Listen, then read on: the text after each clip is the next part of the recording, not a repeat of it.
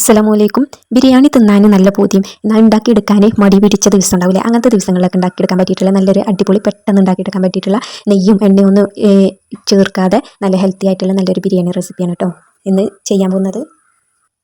Cooker എടുത്തിട്ട് അതിലേക്ക് 2 സവാള അരിഞ്ഞത് കൊടുക്കുക, പിന്നെ 2 തക്കാളി ഇടും.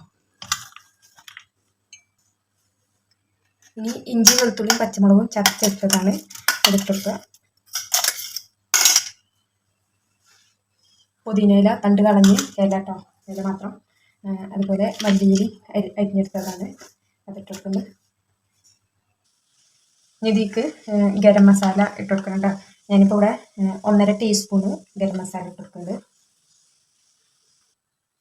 ഒരു 1/4 ടീസ്പൂണ് മഞ്ഞൾപ്പൊടി ഇട്ട് കൊടുക്കുന്നുണ്ട്. പാകത്തിന് ഉപ്പിട്ട് കൊടുക്കുക. കുറച്ച് കറിവേപ്പില ഇട്ട് കൊടുക്കുന്നുണ്ട്.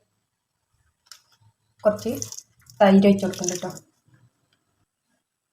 പിന്നെ കുരുമുളകും പൊടി കേട്ടോ.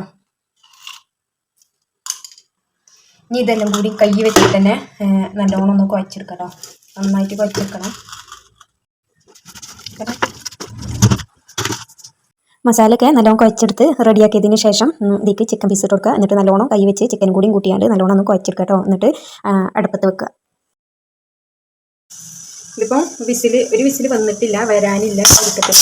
ഈ സമയം ഞാൻ ഗ്യാസ് ഓഫ് ചെയ്ത് കണ്ട് ഇതിൻ്റെ പ്രഷർ ഫുള്ള് കളയാണ് കേട്ടോ. ഒരു വിസിൽ വരാനാകുമ്പോൾ കുക്കർ ഓഫാക്കിയാണ്ട് തീ ഓഫാക്കിയാണ്ട് ഇതിൻ്റെ പ്രഷർ ഫുള്ള് കളയണം കേട്ടോ. എന്നിട്ട് ഇനി ഇതിലേക്ക് അരിയിട്ട് കണ്ട് വേവിച്ചെടുക്കാനുള്ളതാണ്. അല്ലാന്നുണ്ടെങ്കിൽ പ്രഷർ കളഞ്ഞിട്ടില്ലെങ്കിൽ ചിക്കൻ നല്ലോണം ബന്ധം അടയും കേട്ടോ.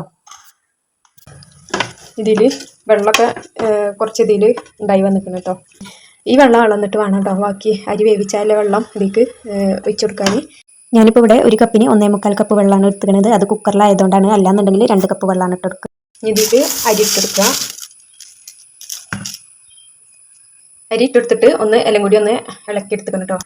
ഇതിലേക്ക് വെള്ളം പാർന്ന് വെക്കുക. ഇതിലേക്ക് പട്ട ഗ്രാമ്പു ഏലക്ക ഇത് ഇട്ടെടുക്കുന്നുണ്ട്. ഉപ്പ് പാകത്തിനുണ്ടോ നോക്കട്ടോ. എന്നിട്ട് എല്ലാം കൂടി നല്ലോണം ഇളക്കിയെടുക്കുക. എന്നിട്ട് പിന്നെ ഒരു വിസിൽ അടുപ്പിച്ചേട്ടോ മൂടി വെച്ച് കണ്ട് കുറച്ച് മല്ലിയിലും കൂടി ഇതിൻ്റെ മേലേക്ക് ഇട്ടെടുക്കണ്ടേ. കുക്കറിന് ഒരൊറ്റ വിസിൽ വന്നാൽ മതി കേട്ടോ. ഒരു വിസിൽ വന്നേക്കന്നെ ഞാൻ തീ ഓഫാക്കി കഴിഞ്ഞിട്ട് പിന്നെ ഇതിൻ്റെ പ്രഷറൊക്കെ പോയി കഴിഞ്ഞതിന് ശേഷം തുറന്നതാണ് കേട്ടോ. തുറന്നേക്ക് നല്ലോണം ഒന്ന് ഇളക്കിയെടുക്കുക. ഞാനിപ്പോൾ ഇവിടെ റേഷനരി ഉപയോഗിച്ചിട്ടാണ് കേട്ടോ ഇത് ഉണ്ടാക്കിക്കുന്നത്. നമ്മൾ നെയ്യിൽ ഉള്ളി വാട്ടിയും പൊരിച്ചു കൊടുത്തുണ്ടാക്കണ ആ ഒരു അത്ര ടേസ്റ്റ് ഇല്ലെങ്കിലും കുഴപ്പമില്ലാത്ത ടേസ്റ്റ് ഉണ്ട് കേട്ടോ ഇതിന്. നിങ്ങൾക്ക് ഈ വീഡിയോ ഇഷ്ടമായാൽ ലൈക്ക് ചെയ്യുക, ഷെയർ ചെയ്യുക, സബ്സ്ക്രൈബ് ചെയ്യുക. അടുത്തുള്ള ബെല്ലൈക്കൺ നോക്കി അതിൽ ഓൾ ഒന്ന് പ്രസ് ചെയ്യണം.